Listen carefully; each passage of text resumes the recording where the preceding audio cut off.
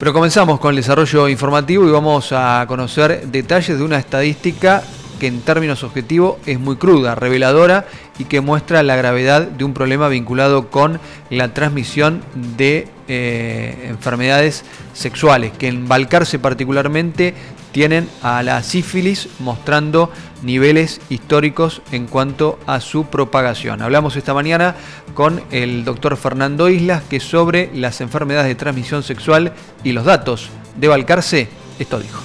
Bueno, en realidad el problema de Balcarce es un problema que está en el contexto de una epidemia mundial de esa enfermedad de transmisión sexual.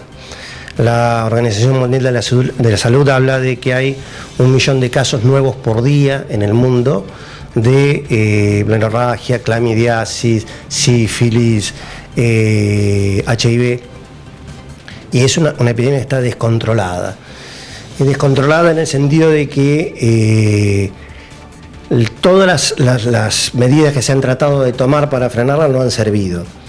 Normalmente son enfermedades que son casi todas tratables, pero que el tema es que puede dejar secuelas muy importantes en la persona.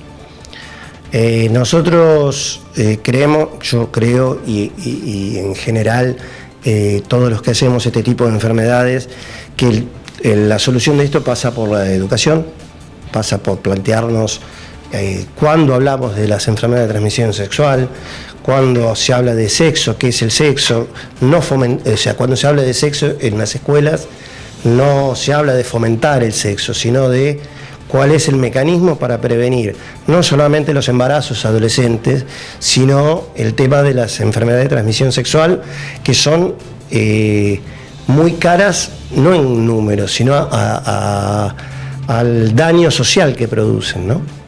La mayoría de ellas se curan porque hay tratamientos. Vos hablabas de consecuencias y de alguna cuestión que a futuro también puede traer alguna complicación de salud. ¿Esto se da en la mayoría de las enfermedades? Sí, nosotros tenemos muchísimo embarazo y sífilis, por ejemplo, muchísimo. Tenemos un alto índice de embarazo y sífilis, donde el bebé corre altísimo riesgo, ¿sí?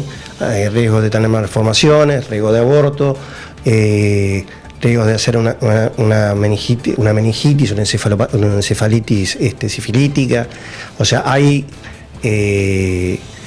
secuelas muy importantes, y hoy por hoy la epidemia está centrada en gente entre los 15, los 14 y los 40 años, o sea, gente toda joven. Bueno, ¿y qué se hace frente a esta situación? Esa es una buena pregunta. Yo creo que el tema de esto es, un poco hablábamos hoy de los consensos. Yo creo que el tema pasa por sentarse a hablar realmente. Hay temas que son fundamentales para el desarrollo de la sociedad. Este es uno de los temas, hay un montón de temas, pero uno debe empezar a sentarse con el poder político, con la parte religiosa, con las organizaciones intermedias, con las ONG, con la educación, y llegar a consensos planteando cuál es la situación real, cuál es el peligro y cuál es el costo, y cómo hacemos para que entre todos, porque no es función de una sola persona esto, entre todos podamos cambiar una realidad que hoy por hoy nos lleva puesto. Para que haya consenso se necesita conciencia colectiva de todos los actores que eventualmente... Claro, ¿existe?